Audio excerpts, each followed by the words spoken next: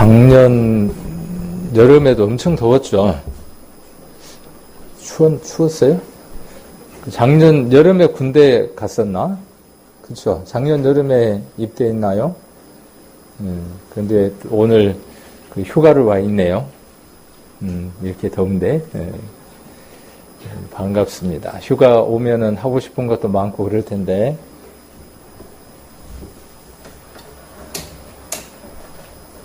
또 이 시간 이렇게 또 함께 자리를 해 주셔서 감사를 드리고, 또 우리 성도님들에게도 또 감사를 드립니다. 여러 형편과 또 상황과 또 여건들이 있겠지만, 이 일이 우선이고, 또 이 일이 가장 먼저 해야 되는 일이라고 또 여러분 심령 가운데에 생각하셨고, 성령이 이렇게 이끌어 주셨기 때문에 이곳에 계신다는 생각을 합니다.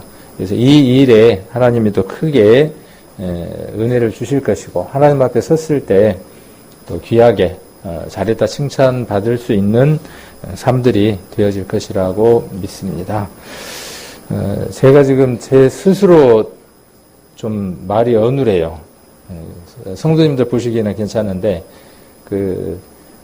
사람이 피곤하거나 몸에 문제가 생기면 여러 증상들이 있죠. 각각 다 다르잖아요. 어떤 사람은 뭐 이런데 입술이 진다든지 뭐가 난다든지 뭐 이렇게 하는 분들도 있고, 그런 분들은 오히려 좋을 것 같아요. 피곤하면 막 입이 갈라지고 져가지고 있으면 피곤해서 말을 할 때마다 이렇게 움직여야 되는데, 그 움직이는 자리가 차라리 이 볼이나 이런 데가 이제 해지면 괜찮은데, 그래서 심하면은 이 밥알 하나가 들어갈 정도로 이제 파여요. 그러니까 파이면 뭘 먹다가도 이렇게 막 눈물을, 음식이 맛있어서 눈물을 흘리는 게 아니고, 너무 고통스러워서 이렇게 막 눈물을 흘리고, 물만 먹어도 고통스러울 때가 있어요. 지금 막 이제 고조에 다다르는 시점이에요. 그래서 이렇게 말을 하려면 계속 침을 삼켜야 되고, 자극을 할 때마다 이제 침이 막 나오니까 제가 말하기가 굉장히 어눌하고 그렇습니다. 그래서 조금 더디게 이야기하거나 그럴 때 이해를 해주시고, 또 이러다 보니까 말을 잘 못하게 되더라고요. 뭔 얘기를 이렇게 해야 되는데 잘 못해서 이해를 부탁을 드리면서 오늘 말씀을 같이 나눠보려고 합니다. 베드로전서 2장입니다. 같이 한번 찾아보겠습니다. 베드로전서 2장 4절 5절.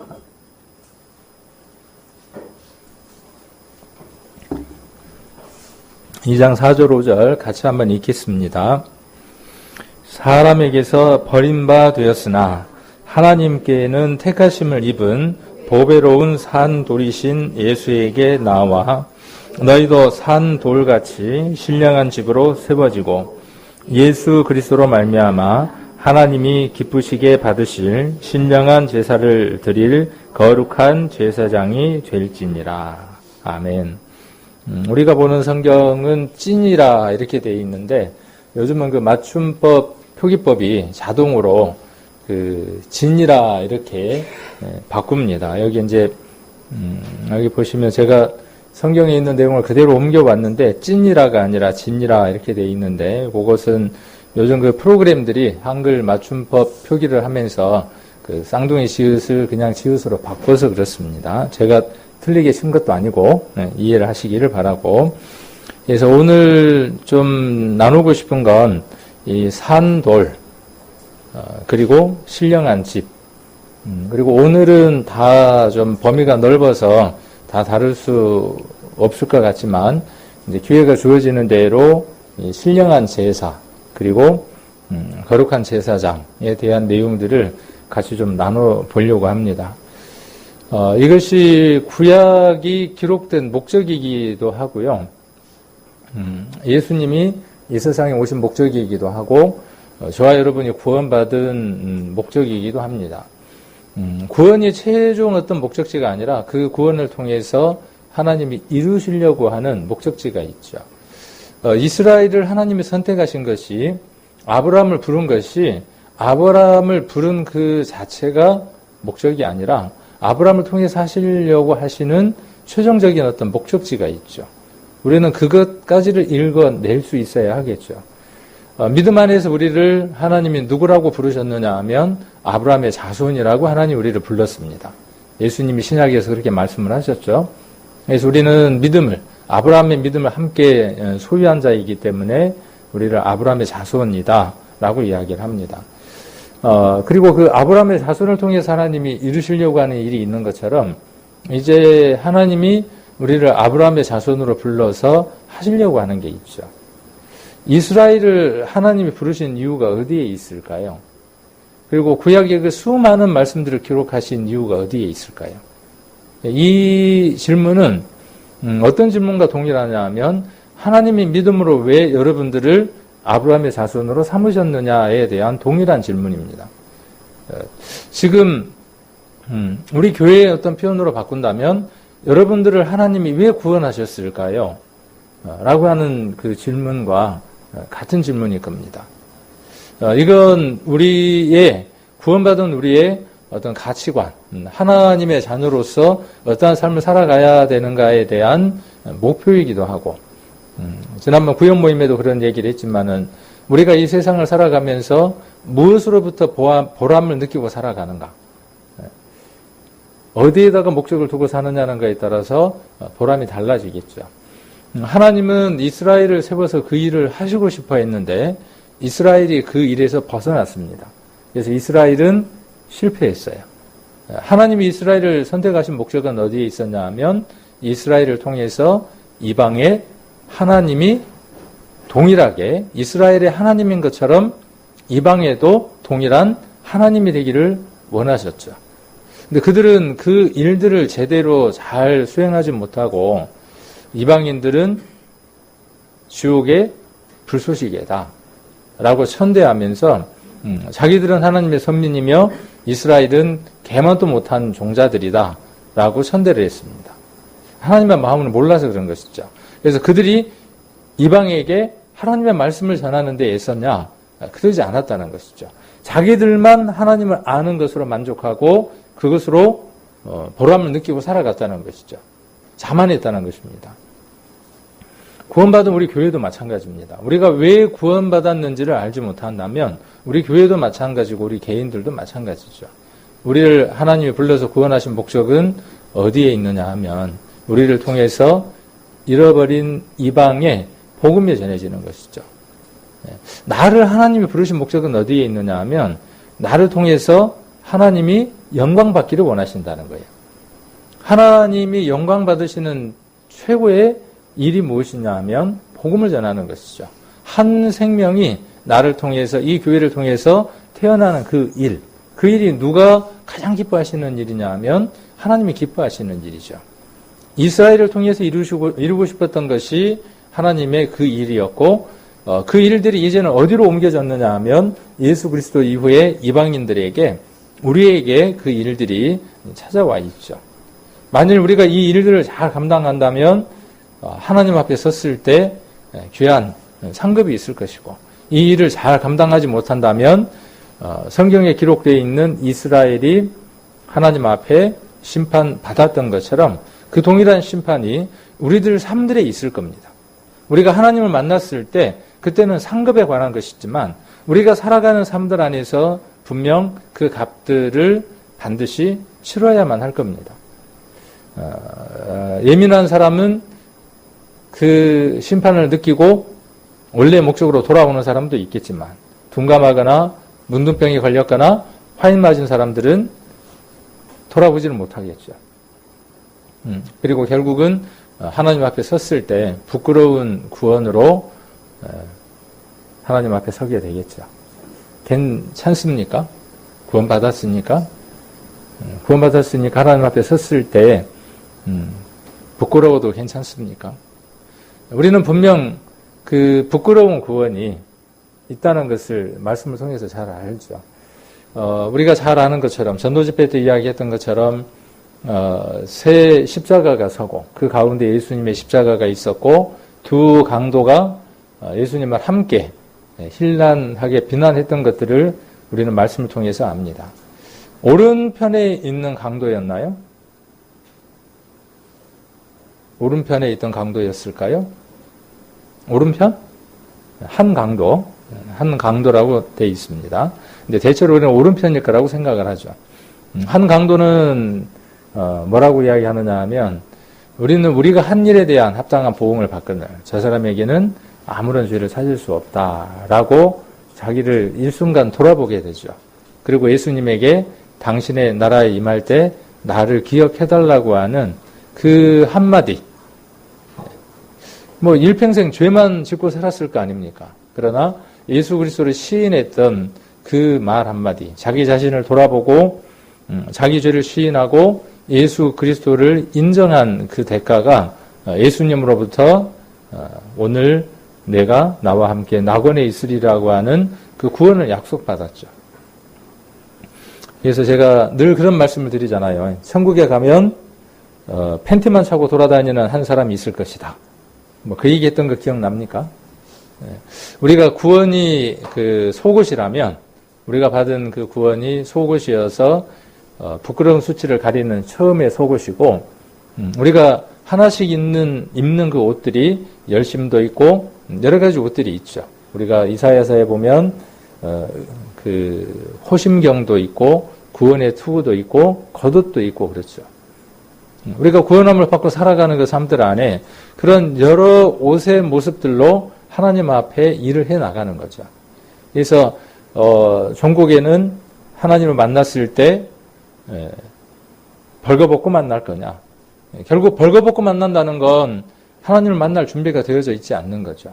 하나님이 입혀주시는 그 구원의 옷을 입은 자만이 생명체에게 농명된 자고 그 사람만이 하나님을 맞이할 수 있죠. 영원한 하나님 나라에 갈 수 있는 사람이 되겠죠.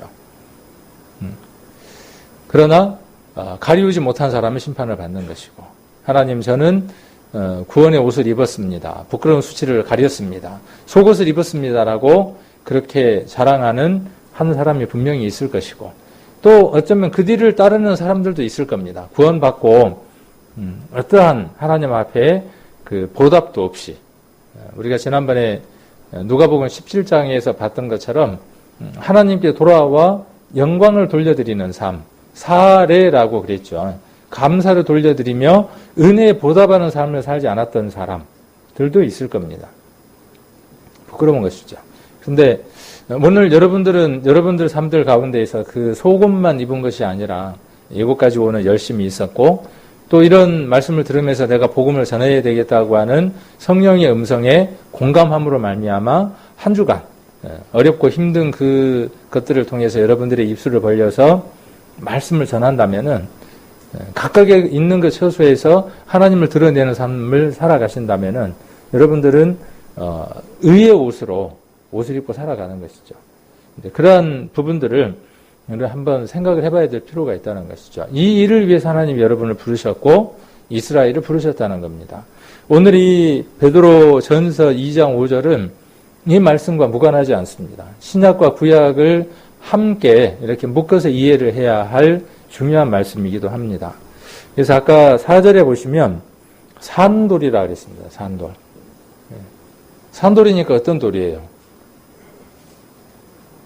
돌이 막 떼굴떼굴 굴러댕기나요? 돌이 막 굴러댕기는 돌이에요? 어떤 돌? 이 산돌이라는 건. 산돌이라는 건 말 그대로 뭐냐면 생명이 있는 돌, 살아있는 돌 그런 얘기입니다. 돌이 생명을 얻을 수 있어요? 없어요? 없어요. 있을 수 없는 일이에요. 그런데 있을 수 있는 일이 되어졌죠. 하나님이 인간의 모습으로 오신다는 것은 있을 수 없는 일입니다. 그런데 그 일이 이루어졌죠.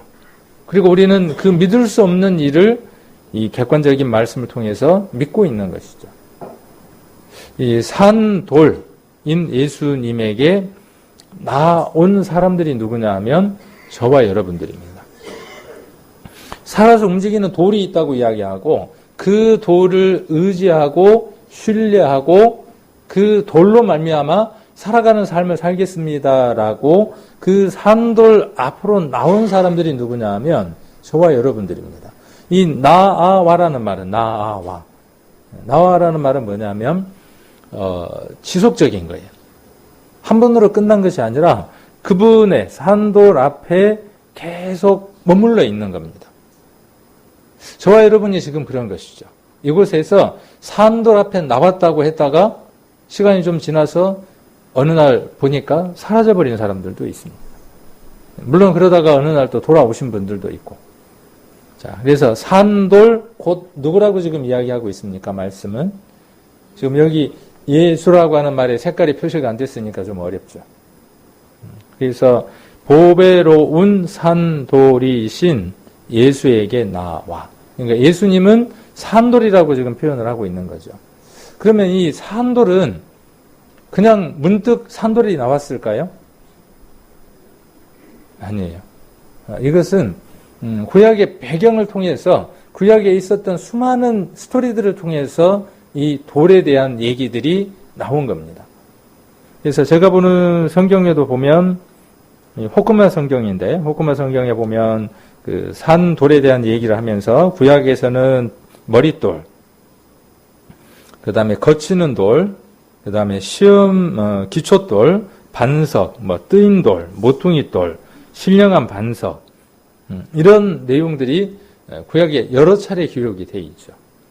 그래서 그 구약에 나와 있는 곳곳마다 나오는 그 돌에 대한 스토리들이 누구에 대한 내용들을 담고 있느냐 하면 예수 그리스도이신 그분이 오셔서 구약 시대 때 그들에게 나타났던 그 기이하고 묘한 일들을 그분께서 이루어 주실 것이다. 우리의 삶들 가운데에 나타내 주실 것이다. 구약에는 일시적이고 단회적이고 부분적인 역사였다면은 이제 성령께서 오셔서 그분께서 그 돌이 우리의 삶들 가운데에 오셔서 생명이 되어 주셔서 그 구약의 돌들이 했던 그 일들을 우리의 삶들 안에서 살아서 돌이 살아서 어떻게 한다는 거죠? 구약에 있었던 그 모든 일들을 우리들 삶들 안에 하나님이 오실 때까지 주님이 다시 오실 때까지 이루실 것이다.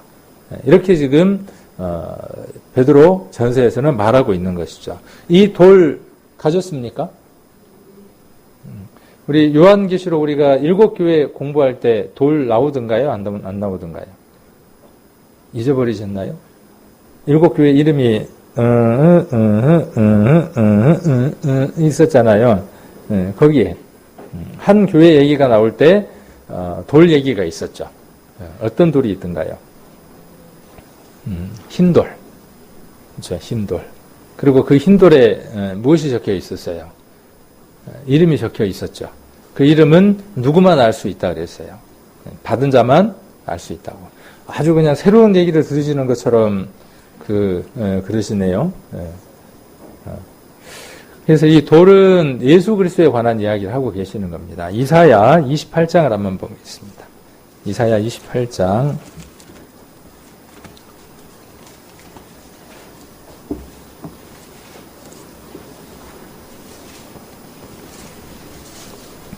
이사야 28장 16절입니다. 같이 한번 읽겠습니다. 그러므로 주 여호와께서 가라사대 보라 내가 한 돌을 시온에 두어 기초를 삼았노니 곧 시험한 돌이요 귀하고 견고한 기초돌이라. 그것을 믿는 자는 급절하게 되지 아니하리로다. 아멘. 이사야에게 하나님께서 그림자로 앞으로 오실 그 모형들로 이렇게 보여주셨습니다. 그래서 한 돌을 시온에 두셨어요. 예루살렘에 하나님이 한 돌을 두셨고 그 돌을 기초로 삼으셨고 그 돌은 시험한 돌이에요. 시험한 돌. 시험한 돌. 이 시험한 돌이라는 말이 무슨 얘기일까요? 우리가 KS 마크나 그 품질 인증 마크를 받으려면 뭘 해야죠? 그 제품에 대한 테스트를 해야죠. 그 테스트를 해서 통과를 해야만 그 마크를 붙여서 시중에 판매를 할 수 있습니다. 그래서 뭐 스위치다. 그러면 그 스위치가 몇만 번의 조작을 이길 수 있을 만큼이 돼야 그 테스트를 통과한 게 되고 시제품이 돼서 팔려 나가는 거죠. 예수님은 어떤 분이라고 말씀을 하고 계시느냐 하면 시험한 돌이라는 거예요. 테스트가 끝난 돌이라는 거예요. 어떤 테스트가 끝난 돌이냐 하면 세상 모든 사람의 죄를 그에게 넘겨도 그에게 지워도 쓰러지지 않을 돌이라고 시험된 통과된 돌이 어떤 돌이냐 하면 예수 그리스도입니다. 그 돌을 어디에다 두셨다고요? 예루살렘 시온에 예수 그리스도라고 하는 돌을 두셨다고요. 그 돌에다가 다 얹었습니까? 참 우리 믿음도 좋아요. 믿음도 좋아. 우리가 자동차를 타고 시속 200을 밟고 막 다니는 사람도 있죠. 더 밟고 다니는 사람도 있고 요즘은 차가 좋으니까. 왜 그렇게 밟고 다닙니까? 차가 내가 원하는 데 설 거라고 하는 강한 믿음이 있으니까 어떻게 하는 거죠? 물론 자신에 대한 믿음도 있겠지만은 그 차에 대한 어떤 신뢰가 있으니까 어떻게 하는 거예요? 내가 설 수 있을 거라고 밟는 거죠. 그랬다가 그 믿음이 산산이 부서지는 때 어떻게 됩니까? 이제 철버덕하고 사고가 나는 거죠. 예수 그리스도는 그런 분인가요? 그런 그 돌인가요? 아니에요. 여러분의 모든 것들, 우리가 이사야서라든지 또 우리 마태복음에 보면 우리의 죄만 그에게 넘길 수 있을까요? 아니에요. 이사야서 53장에도 보면 질고예요. 질병과 고난까지도 예수 그리스도께서는 넘기시기를 원해요. 우리는 우리의 죄는 잘 넘겨요. 믿음이 있으니까. 근데 무엇은요? 우리에게 시시각각으로 찾아오는 이런 걱정거리와 고난과 모든 것들을, 시험들을 어디에 넘기지 않느냐 하면 예수 그리스도에게 넘기지 않죠. 이것까지가 복음입니다. 이것까지가. 그래서 시험한 돌, 이 시험한 돌에 여러분들의 모든 것들을 넘겼어요. 그래서 귀하고 또 뒤에 보니까 계속 수식어가 나오죠. 견고한 기초돌이에요. 견고해요. 사람이 만들어 놓은 건물은 무너집니다. 하나님이 세우신 이 돌은 무너지지 않습니다. 자, 그것을 믿는 자는 그랬죠. 그러니까 구약의 복음과 신약에 있는 복음은 다르지 않습니다. 같습니다. 오실 예수님이냐, 오신 예수님이냐, 이것만 차이가 있을 뿐이지 예수 그리스도 한 분을 믿는 것입니다. 동일하게. 그래서 급절하게 되지 않는다 그랬어요. 자, 이 돌이 어떤 돌이냐 하면 아까 산돌이에요. 이 산돌을 만난 사람은 이 산돌처럼 어떻게 되느냐 하면 생명을 얻는 겁니다. 그래서 그 산돌이신 예수님이 오셔서 내가 곧 길이요 진리요 생명이니 이렇게 말씀하셨죠. 그래서 예수님을 만나야만 생명을 얻는 겁니다. 우리가 생명을 얻었죠. 언제 생명을 얻었습니까? 각각 다른 날 얻었죠. 육신의 생일이 각각 다른 것처럼, 그래서 나이가 각각 다르고 출생제가 다른 것처럼 우리도 그 예수님의 생명을 받은 날이 각각 다릅니다. 만일 이 생명이 없다 그러면 생명책에 농명되지 못한 것이죠. 그래서 우리 교회는 무엇을 위해서 애쓰는 겁니까? 우리의 인생은 무엇을 위해서입니까? 이 생명책에 우리가 기록된 것을 기뻐하고 이 생명책에 기록되지 못한 사람들을 찾아서 그 생명책에 기록되도록 하는 것이 우리가 할 일이고, 예수님이 오신 목적도 어디에 있는 거예요? 그 생명을 주시려고 오신 것이죠. 생명을 받았다라는 말은 어떤 말이냐 하면 그 생명을 전할 수 있는 사람이 됐다, 그런 말이거든요. 자, 고린도 전서를 한번 보겠습니다. 고린도 전서 10장.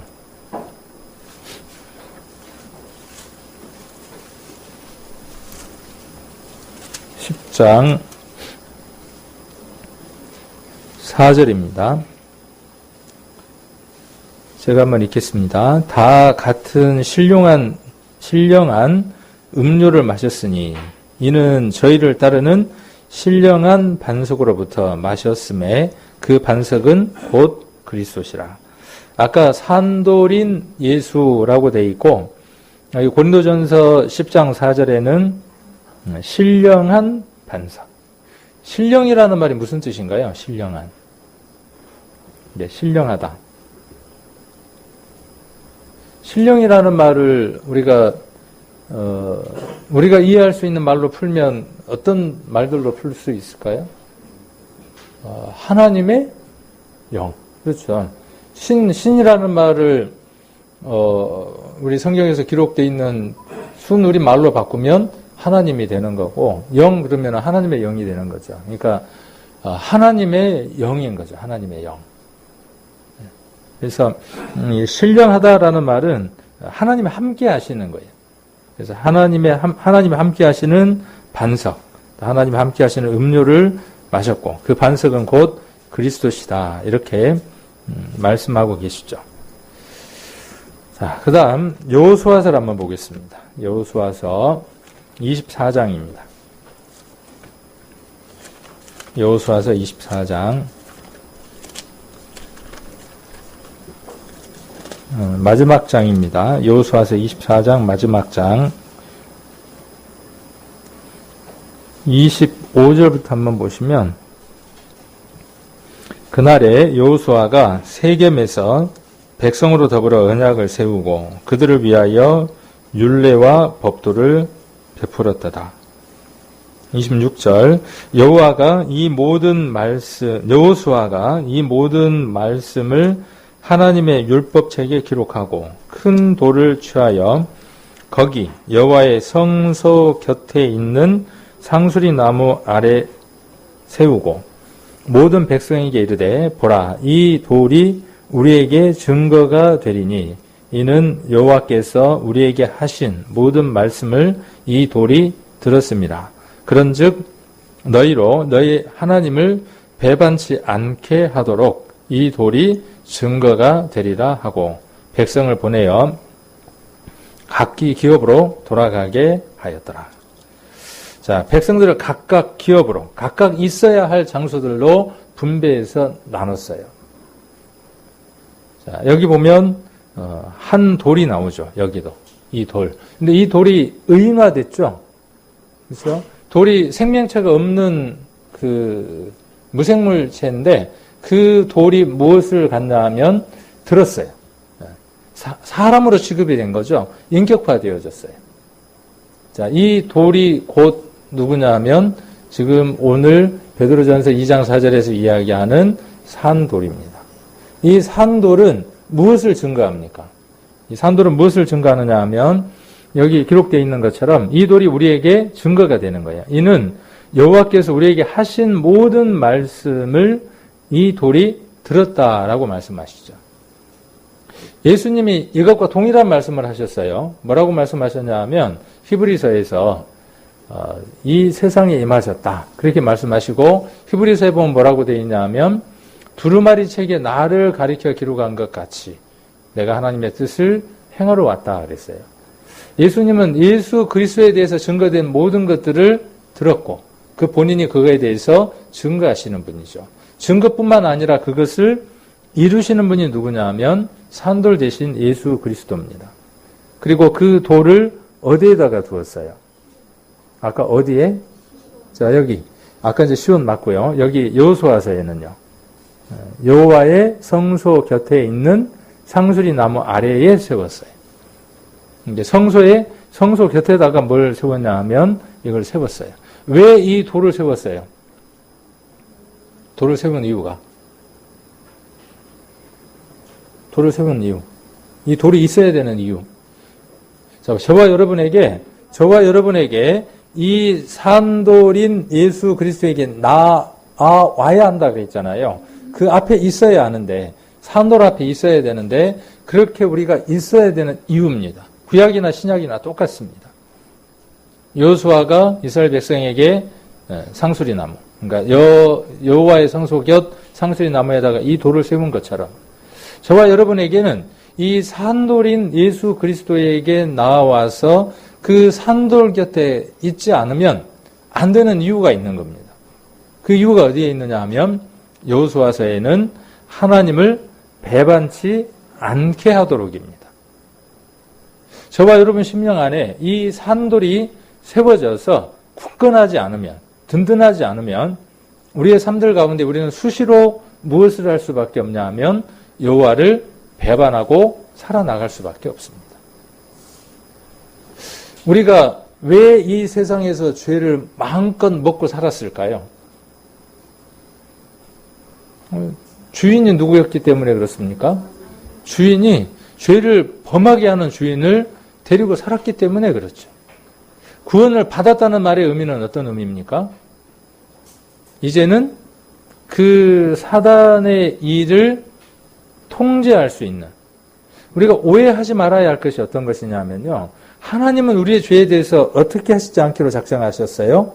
기억지 않기로 작정하셨어요. 그 죄에 대한 대가를 치러버렸기 때문에 그 죄에 대해서 묻지 않으신다고 말씀하셨어요.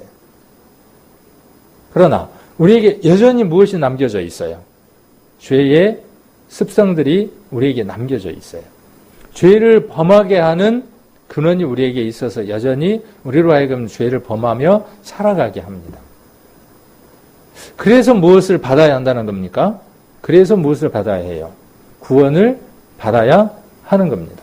그리고 그 문제를 이겨나갈 수 있는 방법이 어디에 있냐 하면 산돌인 예수 그리스도 앞에 있어야 하는 겁니다. 우리가 하나님을 모시기로 작정을 했어요. 그 믿음을 배반치 않기 위해서 우리에게 무엇이 있어야 되느냐 하면 이 산돌이 우리에게 있어야 한다는 것이죠. 예전에 여호수아 때는 어떻게 했어요? 그 장소로 가야만 했어요. 그렇죠. 그 장소로 찾아가야 돼요. 그래서 그 장소에서 돌을 쳐다보면 어때요? 여기에 이런 일이 있었지 라고 기억을 하는 겁니다. 그런데 저와 여러분에게 이 산돌, 지금 살아계시는 이 산돌은 어디에 있습니까? 여러분 어디에다가 세워두셨습니까? 우리 라헬처럼 이거 하나만 있으면 잘 되겠다 싶어서 안장 밑에다가 깔고 댕깁니까? 드라빔처럼? 아니잖아요. 저와 여러분에게 보이는 어떤 장소에 이 산돌이 있는 것이 아니라 우리의 심령 깊숙한 곳, 내면 가장 중요한 장소에 이 산돌이 세워져 있습니다. 왜요? 무엇 때문에? 이것이 중요한 것이죠. 하나님을 배반치 않게 하도록 이에요. 그러면 이 산돌이 살아서 지금 움직이면 어떤 일을 하겠습니까? 하나님을 증가하는 일을 하겠죠. 배반하지 않고 하나님을 드러내는 일을 하겠죠. 자, 그래서 산돌같이 2장 5절입니다. 베드로전서 2장 5절에 너희도 산돌같이 신령한 집으로 세워지고 예수 그리스도로 말미암아 하나님이 기쁘시게 받으실 신령한 제사를 드릴, 이 부분만 우리가 한번 생각을 해보면 예수 그리스도로 말미암아 하나님이 기쁘게 받으실 신령한 제사라는 이 부분만 갖고 이야기한다면 우리가 로마서가 생각이 나죠. 그 너희 몸을 하나님이 기쁘시게 받으실 산 제사로 드리라 하는 그 말씀과 연관을 해볼 수 있을 겁니다. 성경들은 다 그렇게 연관되도록 되어 있습니다. 우리와 연관되도록 말씀들은 그렇게 기록이 되어져 있고, 그렇게 기록되어져 있는 말씀이 우리 안에서 능력을 발휘할 때 우리의 삶이 어떻게 바뀌느냐 하면 거룩한 것으로 바뀌고, 그 거룩한 삶들이 누구를 드러내느냐 하면 하나님의 영광을 드러내게 되고, 그 영광을 통해서 하나님 어떻게 하시느냐 하면 잃어져 버린 사람들을 구원하는 일을 하신다는 사실이죠. 자, 그래서 거룩한 제사장이 된다 그랬어요. 신령한 제사나 거룩한 제사장에 관계된 것들은 다음에 좀 더 자세히 한번 살펴보도록 하고, 오늘은 지난주에 우리가 어떤 얘기를 했냐면 하나님의 집에 대한 얘기를 했죠. 하나님의 집이 어디가 하나님의 집이라 그랬죠. 예수님이 마태복음에 내가 머리 둘 곳이 없다, 그렇게 말씀하셨는데 지금도 예수님이 머리 둘 곳이 없으신가요? 지금은 예수님이 머리를 정하셔서 머리를 두셨죠. 어디에다가요? 우리가 성경적으로는 교회에다가 머리를 두셨어요. 그래서 교회의 머리는 그리스도고 우리 각각 개인들이 그의 지체가 되어져서 그리스도의 몸을 이루어서 가는 것이죠. 근데 이것을 우리 개인에게도 한번 적용을 해본다면 그리스도께서 우리들 삶 안에, 우리의 심령 안에 우리에게 그의 머리를 두셨어요. 그의 머리를 우리에게 두셨습니다. 우리 서로 사랑하는 사람들은 뭐도 하는가요? 옛날 보면 벤치나 이런 데 앉아갖고 연애를 안 해본 사람들은 잘 모르겠다. 근데 안 했지만은 드라마 같은 데 보면 나오잖아요. 만나갖고 어떻게 해요? 연예인들이 만나갖고. 오늘은 우리 정말 의미 있는 의미 있는 일을 한번 해보자 그러면서 무릎 좀 줘봐. 그래갖고 무릎을 대고 면봉을 주면서 어떻게 해요? 우리 의미 있게 귀에 있는 거 좀 털어내자. 그러고 면봉으로 싹 청소를 해주죠. 의미 있는 일 아닌가요? 근데 그게 성경에 복이라는 말과 저주라는 말의 그 어원들과 같아요. 그래서 우리의 무릎을 예수 그리스도가 뵐 수 있도록 우리의 무릎을 내어드리는 거예요. 그러면 자연스럽게 무릎을 내어드리면 서로 사랑하는 사람들 해봤으니까 알잖아요. 눈을 어디로 떠요? 눈을. 안 해봐서 모르시나? 깁하는 거 말고 무릎을 뺐어요. 무릎 베기를 했어요. 저기 시영이 웃는 거 보니까는 심상치 않은데. 네, 텔레비 봐서 아는 거지 해본 건 아니고. 네, 그러면 눈을 위로 이렇게 뜨고 한 사람 아래로 이렇게 내려다보죠. 머리 둘 곳이 없다는 것은 그것이에요. 저와 여러분이 예수 그리스도의 관계 속에서 내 무릎을 내어드리고 그 아가서에 기록되어 있는 것처럼 그렇게 예수 그리스도의 눈과 얼굴을 마주보고 있는 그 순간, 둘은 뭐 부족할 게 없잖아요. 천하를 다 가진 것 같잖아요. 저와 여러분에게도 이것이 마찬가지겠죠. 자, 그런 집, 우리의 내면의 심령 안에 내 무릎을 내어드린 사람, 그 사람이 어떤 사람이냐 하면 하나님의 집인 겁니다. 예수 그리스도를 머리로 모신 사람, 그 사람이 어떤 사람이냐 하면 하나님의 집이 되어진 사람입니다. 그래서 지난주에 그랬잖아요. 교회에다가 머릿돌 크게 이 집은 살아계신 하나님의 교회요. 이렇게 쓴다고 그 집이 하나님의 집이 된다고요? 안 된다고요. 하나님의 집이 되어지려면 그 안에 하나님이 계셔야 하나님의 집이 되는 겁니다. 황금으로 됐고, 집이 황금인데요. 100평이 넘어. 황금인데 100평이 넘습니다. 바닥도 황금이에요. 에어컨 시설도 잘 됐고 기가 막히게 좋아요. 근데 거기에 개가 50마리가 살아요. 그럼 사람 집이에요? 개 집이에요? 아까 황금으로 된 100평짜리 집이라니까요. 암만 좋은 집이어도 거기에 누가 사느냐에 따라서 그냥 개집인 겁니다. 그냥 개가 살면 개집인 거예요. 우리 인생도 마찬가지잖아요. 사람인데 분명히 똑같은 사람이잖아요. 그러나 그의 삶이 어떠하느냐에 따라서 저런 짐승 같은 놈, 저런 멍멍이 같은 놈, 그렇잖아요. 그러면 그 안에 주인이 어떻다는 거예요? 짐승 같다는 얘기죠. 그 안에 들어있는 인격이지 못하고 짐승 같다는 거예요. 금수마도 못하다는 것이죠. 그러면 그리스도인들도 마찬가지예요. 예수 그리스도를 모시고 산다는 말이 어떤 말이냐 하면 그리스도인이라는 말이죠. 그리스도의 집이라는 얘기예요. 그런데 그리스도의 인격이 나타나지 않고 그리스도의 모습이 나타나지 않는다 그러면 그건 그냥 사람이에요. 그냥 사람. 뭐보다는 좀 나은데? 계집보다는 나은데, 그죠? 사람이 술을 먹고 사람답지 않는 행동을 할 때 저런 개 같은 이렇게 이야기하잖아요. 그런 것처럼 우리 그리스도인들이 그리스도인답게 살아가지 못할 때 우리는 그냥 사람일 뿐이에요. 자, 그래서 우리를 하나님의 집이라고 이야기하는 그 이유가요. 영원한 하나님 나라에 갈 수 있다. 또 내가 천국이다. 라고 하는 그 이상의 어떤 의미들을 갖는 거죠. 자, 예수님이 이렇게 말씀하셨죠. 요한복음 한번 보겠습니다. 요한복음 2장입니다. 요한복음 2장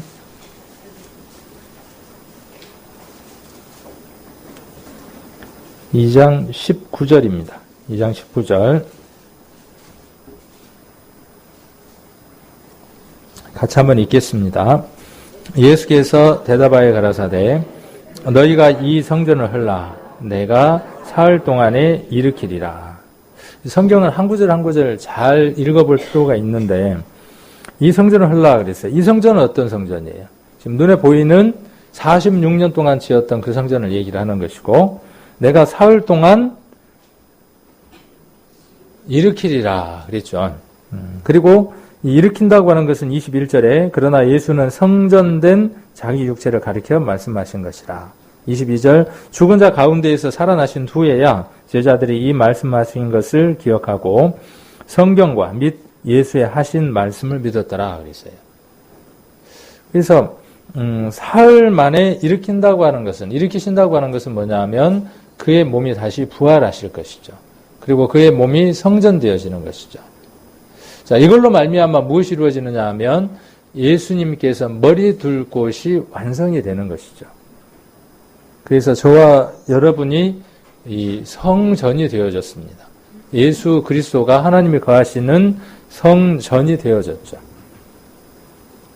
자, 그러면 이 신령한 집, 또 하나님의 집, 같은 말이잖아요. 그리스도의 집, 신령한 집, 그 다음에 또 산돌, 다 같은 얘기입니다. 예수 그리스도가 산돌이지만 저와 여러분이 다시 산돌이죠. 저와 여러분에게 여호수아서에 기록되어 있는 하나님이 기록하게 하신 모든 말씀에 대한 증거가 누구냐 하면 우리들입니다. 그 당시 여호수아가 세웠던 그 산돌이 누구냐 하면 예수 그리스도고 큰 돌이, 또 우리가 누구냐 하면 그 증거가 되어야 할 산돌입니다. 결국은 같은 내용들입니다. 그래서 이 신령한 집, 하나님의 집, 그러면 구약에서 떠오르는 게 있나요? 왜냐하면 신령한 집에서 우리 지난번에 디모데전서에서 뭘 이야기했냐 하면 신령한 집에서 어떤 일을 해야 하는지를 디모데에게 알려줄 필요가 있어서 내가 디모데전서를 쓴다, 이렇게 바울이 이야기를 했거든요.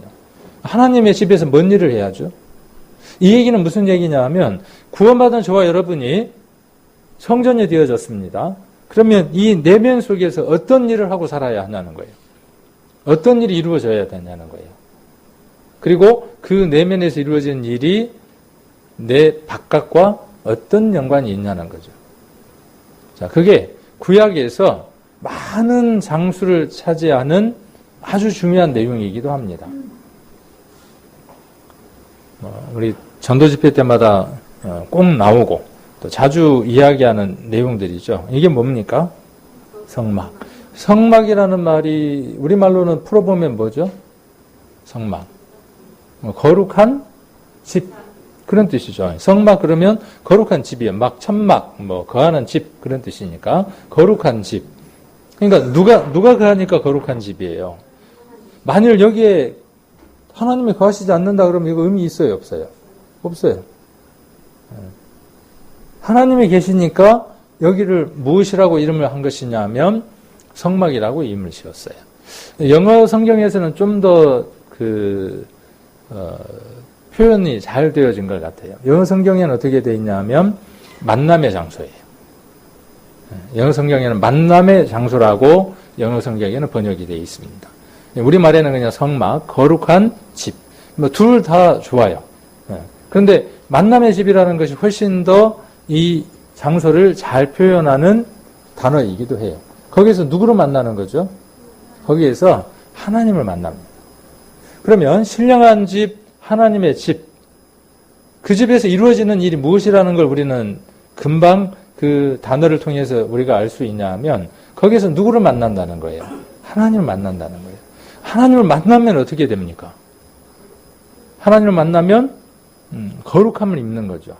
지난번에 경건, 수요일날 예배 시간에 말씀을 드렸나요? 경건이 뭐라 그랬죠? 하나님다운 것, 하나님스러운 것이 경건이라 그랬죠. 그 하나님을 만나고 하나님이 그 사람 안에 있는 사람이 어떤 사람이냐 하면 경건의 삶을 살아가는 사람인 거죠. 자, 그래서 어디에서 하나님을 만나냐 하면 이 속에서, 이 휘장 뒤에 있는 지성소에서 누구를 만나느냐 하면 하나님을 만납니다. 자, 그래서 여기 성소 뜰이 있고요. 성소가 있고 그 다음에 지성소가 있습니다. 그래서 여기에서 누구를 만나느냐 하면 하나님을 만났습니다. 누구나 다 만날 수 있었나요? 누구나 다 만날 수 없었어요. 언제? 1년에 한 번. 그렇죠. 누구만? 대제사장만. 그런데 1년에 한 번 만나러 들어가는데, 물론 성경도 여러 곳을 읽어보면 또 수시로 만나러 들어갔던 사람도 있기도 하죠.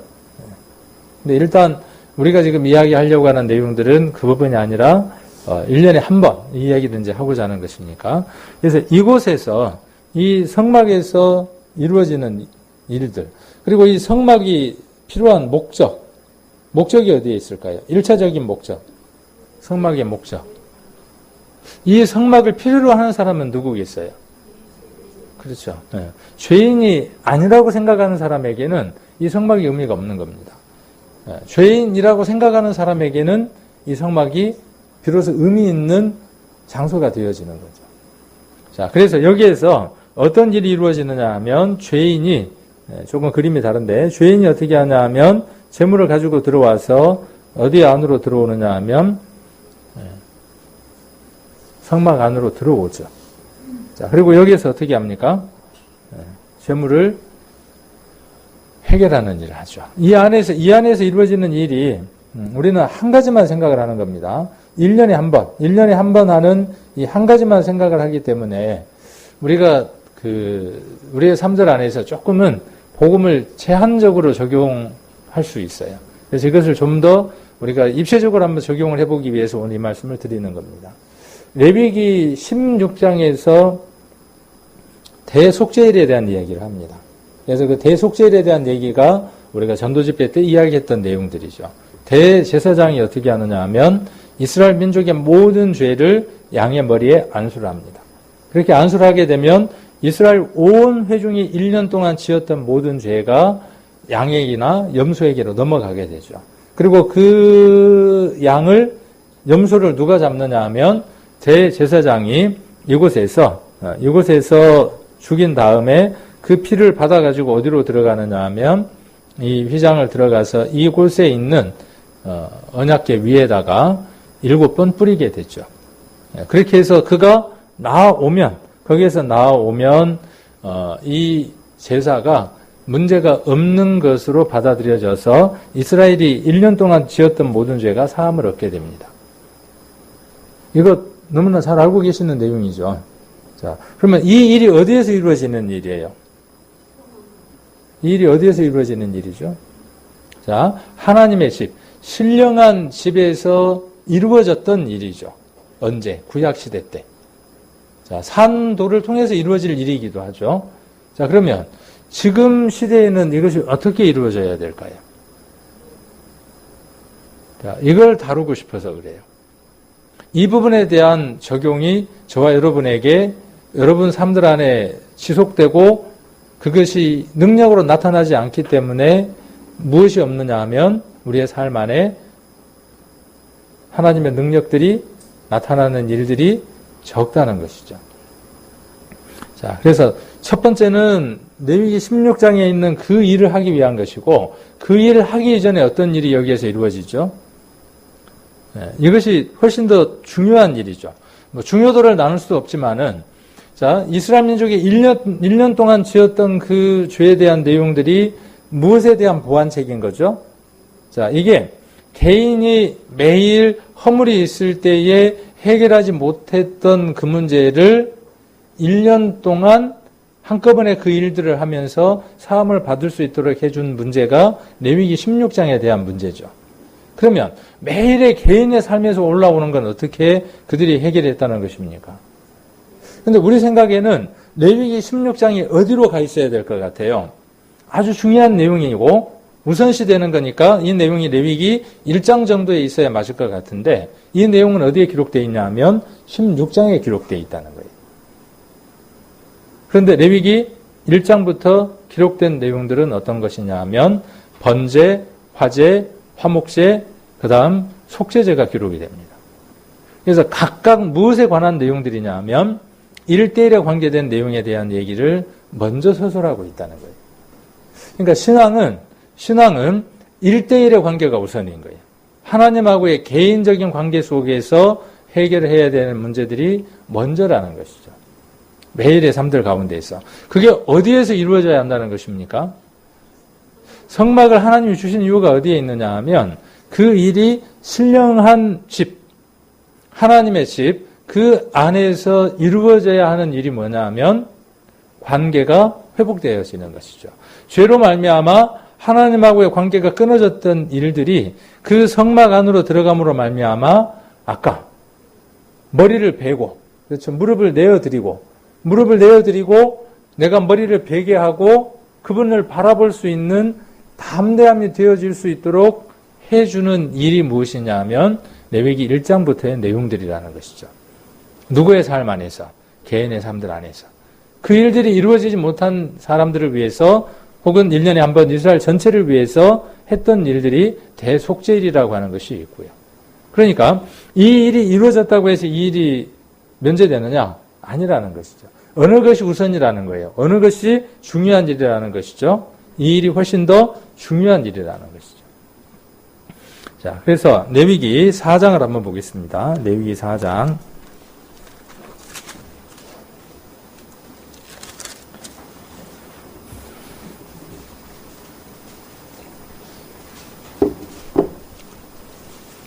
레위기 4장 2절입니다. 이스라엘 자손에게 구하여 이르라. 누구든지 여호와의 금령 중 하나라도 그릇 범하였으되. 왜 지금 신약시대에 레위기로 넘어가서 구약의 얘기를 한다냐. 이건 예수님 안에서 다 끝나버렸잖아. 근데 왜 구약을 들먹거리면서 구약시대로 들어가서 율법 얘기를 하는 거야? 이렇게 생각이 되시는 분들은 앞에 제가 전제해드린 내용들이 지금 이해가 잘 안 되어진 겁니다. 이 일이 하나님의 집에서 이루어진 일이라 그랬죠. 그러면 지금 우리 안에서 이 일이 모형이었던 것, 그림자로 이루어졌던 이 일이 우리의 실제적인 삶들 안에서 무엇으로 이루어져야 된다는 것이죠. 실제적인 삶 안에서 우리 안에서 이 일이 이루어져야 할 일들이라는 것이죠.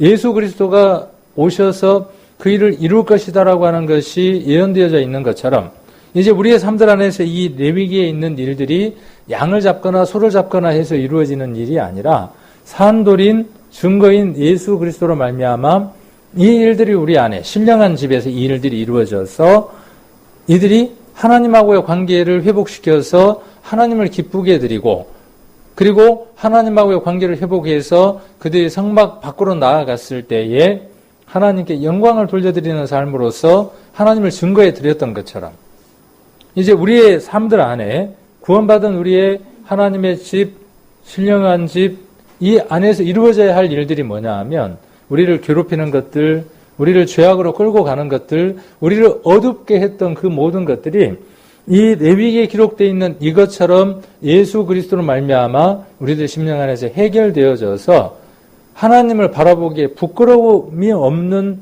마음으로 우리의 마음이 정리되어져야 그 마음으로 무엇을 할 수 있느냐 하면 그들이 밖으로 나가서 하나님께 영광을 돌려드렸던 것처럼 우리 내면 안에 있는 그 그리스도를 만나는 그 삶들이 지속이 되어질 때 여러분 삶들 밖에 나와 하나님을 증거하는 삶들을 살아갈 수 있게 된다는 것이죠. 지금은 우리가 우리 안에 있는 예수님을 통해서 산제물인 예수 그리스도를 통해서 이 일들이 해나가는 것이고 구약은 어떻게 했다는 겁니까? 양을 잡거나 소를 잡는 그 반복적인 일을 통해서 이루었다는 거예요. 좀 어려운가요? 어려울 수도 있고 또 쉬울 수도 있고. 자, 그래서 이 죄인이 죄를 깨닫지 못하면 어떻게 하느냐 하면 금령 중 하나라도 범했어요. 자, 그런데 3절에 보면 누가 죄를 범했습니까? 제사장이. 자, 13절을 보시면 누가요? 자, 여기 지금 여러 예제가 나오는 거예요. 자, 3절은 제사장입니다. 4장을 한번 정리를 해보면 그 다음에 13절은 누굽니까? 만일 그랬잖아요. 온 회중이라고 이야기를 하고 있죠. 그 다음에 22절은 누굽니까? 족장이 만일 족장이면 그러니까 모든 케이스에 해당하는 것들을 다 지금 제시를 하는 겁니다. 그 다음 27절은요. 만일 평민의 하나가 그랬죠. 자, 그러면 여기에 무엇이 다 포함되는 거죠? 2절에 누구든지라고 하는 게 다 포함이 되는 겁니다. 그러니까 누구든지 죄를 범했는데 깨닫지 못하가 깨달으면 어떻게 하라는 겁니까? 지금 이와 같이 하라는 거죠. 어디에서요? 어디에서? 신령한 집에서, 성막에서 하나님을 만나야 하는 그 장소에서 이 일이 이루어져야 관계 회복이 이루어진다는 거예요. 이렇게 해야 하나님의 백성이 되나요? 자, 이렇게 해야 이스라엘 백성이 되나요? 아니에요. 이스라엘 백성이기 때문에 하나님과의 관계 개선을 위해서 어떻게 해야 하는 겁니까? 이 일이 이루어져야 하는 것이죠. 백성이 되기 위한 것이 아니라 무엇이 되기 위해서? 관계 회복을 하기 위해서. 그 머리를 들어서 하나님을 바라볼 수 있는, 만날 수 있는 관계가 회복되기 위한 겁니다. 자, 그래서 27절부터 보시면 우리는 그냥 평민이니까 하나가 여호와의 금령 중 하나라도 부지 중에 범하여 허물이 있었다가 그 범한 죄에 깨우침을 받거든 그는 흠없는 암염소를 끌고 와서 그 범한 죄를 인하여 그것을 예물로 삼아 그 속죄제 희생의 머리에 안수하고 그 희생을 번제소에서 잡을 것이고 31절 그 모든 기름을 화목제 희생에 기름을 취한 것 같이 취하여 단 위에 불살라 여호와께 향기롭게 할지니 제사장이 그를 위하여 속죄한 즉 그가 사함을 얻으리라. 자, 안수를 누가 합니까?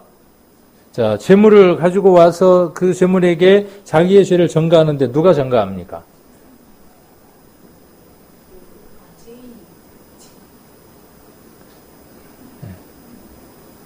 우리는 이렇게 늘 생각을 합니다. 하나님이 마지막 제사장인 요한을 통해서 예수님 머리에 안수했을 때 나의 모든 죄가 다 넘어갔어요. 그래서 나는 예수님 머리에 안수할 필요가 있었어요? 없었어요? 없었어요. 그래서 우리는 어떤 믿음을 가졌냐 하면 우리의 모든 죄가 요한에 의해서 예수님에게 넘어갔다고 생각하는 겁니다. 그래서 이것 때문에 지금 제가 레위기 16장과 4장을 지금 구분해서 이야기를 하는 겁니다. 레위기 16장은 죄인이 스스로 하는 일이 없어요. 누구에 의해서 모든 것들이 주도되느냐 하면 대제사장에 의해서 주도가 되는 겁니다. 그걸로 말미암아 이스라엘은 자신들이 1년 동안 지었던 죄에 대한 확신을 얻는 겁니다. 어떤 일을 한 거에 대한 자기가 개별적으로 사장에서 했던 그 일들이 하나님이 기쁘시게 받으셨다고 하는 확신을 대제사장이 1년에 한 번 했던 그 속죄제를 통해서, 대속죄제를 통해서 확인을 얻는 시간이죠. 확답을 얻는 시간이 언제냐 하면 대속죄를 통해서 확답을 얻는 것이죠. 그러니까 언어가 하나만 있는 겁니까? 둘 다 필요한 겁니까? 둘 다 필요한 거죠. 이것만 있으면 되나요? 아니에요. 둘 다 필요한 거예요.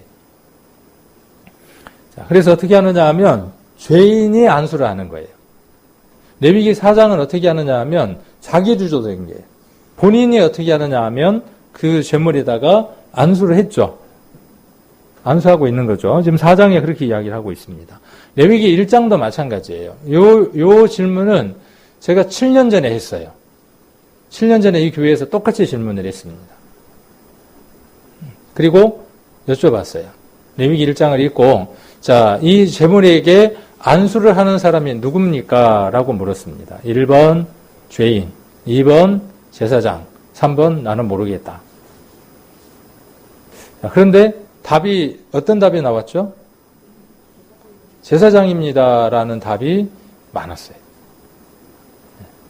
그 어떤 주어나 이런 것들이 정확하게 제사장이나 죄인이라는 말이 없으니까 그는이라고 나와 있으니까 그냥 편하게 우리는 편리하게 그냥 제사장일 것이라고 읽어왔죠. 자, 여기 4장도 마찬가지죠. 누가 안수를 한 거예요? 자, 27절에 아까 읽었잖아요. 평민 중 하나가 죄를 범했어요. 28절에 죄의 깨우침을 받았어요. 그는 흠없는 암염소를 끌고 와서 그 범죄한 죄를 인하여 그것을 예물로 삼아 그 속죄제 희생의 머리에 안수하고 그랬죠. 우리는 하나님에 의해서 요한이 머리에 안수한 세상 모든 죄를 가지고 가셨던 그 속죄에 참여한 자들이 됐어요. 이스라엘이 1년 동안 기다려서 그 죄에 대한 사죄에 대한 확신을 얻었지만 우리는 예수 그리스도의 십자가를 통해서 우리의 모든 죄가 다 사함받았다고 하는 사실을 말씀을 통해서 확인을 받았어요. 그런데 수시로 우리의 삶들 안에 무엇이 있느냐 하면 죄로 말미암아 사단의 정죄와 심판과 사단의 음성들이 끊임없이 우리들 안에 죄로 말미암는 힘든 것들이 찾아온다는 사실이죠. 그래서 우리에게 필요한 것이 무엇이냐 하면 지금 여러분의 심령 안에 여러분 하나님의 이 집 안에서 우리가 삶들을 살아갑니다. 우리의 밖의 세상의 삶들을 살아가면서 죄로 말미암는 많은 시간들이 있습니다. 그 시간들이 있을 때 그 시간들 속에 있는 죄들을 우리들의 심령 안에 있는 그 하나님의 집 안에서 어떤 일들이 이루어져야 되느냐 하면 안수하는 일들이 이루어져야 한다는 거죠. 아까 제사장, 그 다음에 원회중, 그 다음에 족장, 평민 이렇게 돼 있었죠. 우리는 평민 중에 한 사람이죠. 이것을 요한 1서에서는 쉽게 무엇이라고 되어 있냐 하면 자백이라고 이렇게 기록되어 있습니다. 여러분 삶의 안에 있는 모든 것들을 매일의 삶들 가운데에서 그 죄가 올라오고 그 죄로 말미암아 실패한 삶들을 살았을 때 그 산돌, 시험한 돌, 튼튼한 그 돌 위에 우리에게 있었던 모든 것들이 그에게 안수하는 시간이 있을 때 지금 이렇게 안수하는 것처럼 어린 양인 예수 그리스도, 산돌에게 안수하는 그 시간이 있을 때 예수 그리스도에게 요한을 통해서 세상 모든 죄를 짊어지고 가게 했던 그 죄 사함에 대한 확신을 우리는 우리의 삶들 속에서 주관적으로 확신을 얻게 된다는 사실이죠. 하나님이 이 모든 죄에 대한 사함을 예수 그리스도를 통해서 이미 이루어 주신 것에 대한 감사를 얻게 되고 그 감사가 있을 때 우리는 담대함을 얻는 겁니다. 요한 1서에서 이야기하는 것처럼. 그리고 그 담대함은 세상 사람들하고의 관계를 회복시킵니다. 비록 내가 실수했을지라도 비록 세상 사람들에게 손가락 받을 만한 일을 했다고 할지라도 우리는 그 안수를 통해서 이 일들을 통해서 예수 그리스도에게 우리의 부족한 것들을 안수함으로 말미암아 그가 어떻게 십자가에 못 박혔는가 하는 것들을 다시 우리들 심령 안에 하나님의 집 안에 확인되어질 때 우리는 어떤 용기를 얻느냐 하면 자존심도 내려놓을 수 있고 부끄러움도 내려놓을 수 있으면서 남편에게 아내에게 주변에 있는 사람들에게 화해를 청할 수 있고요. 방금 내가 부끄러운 일을 했지만 그들 앞에 용서를 빌 수 있고 관계를 회복할 수 있습니다. 그리고 그것들로 말미암아 하나님의 역사들이 이루어져 가는 삶들을 살아가게 합니다. 그래서 죄인이 직접 어떻게 하느냐 하면 잡습니다. 자, 이건 누가 하느냐 하면 대제사장이 하는 일입니다. 그래서 대제사장이 어떻게 하느냐 하면 이 양을 안수하고 죽이고 한 염소는 어떻게 합니까? 양, 염소 상관없습니다. 자, 한 염소는 어떻게 합니까? 아사셀이라고 해서 무인 광야로 내어 보내게 되죠. 자, 이 일들은 누구에 의해서 이루어지느냐 하면 대제사장에 의해서 이루어집니다. 그래서 오늘 숙제라 그러니까 이상하고 레위기를 자세히 한번 읽어보는 겁니다. 레위기 16장에 나와 있는 이 대속죄에 관한 것과 그 다음에 레위기 1장부터 나와 있는 이 개인이 하나님 앞에 죄들이 있을 때 이 문제를 어떻게 해결했냐는 겁니다. 그러니까 지금도 양 잡고 소 잡아서 이 문제를 해결하자는 말이 아니라 여러분의 그 신령한 집, 하나님이 계시는 그 집에 하나님이 계시고 그와의 관계를 개선하기 위해서 우리가 때로는 예수 그리스도가 십자가에 못 박혀 돌아가신 그 부분의 것들을 통해서 우리가 담대함을 얻는 방법에 대한 내용들을 이야기를 하는 겁니다. 이 부족한 부분에 대한 내용들은 다음에 또 이어서 이 제사장이 하는 일들에 관한 내용들을 가지고 한번 살펴볼 수 있는 시간들을 갖도록 하겠습니다.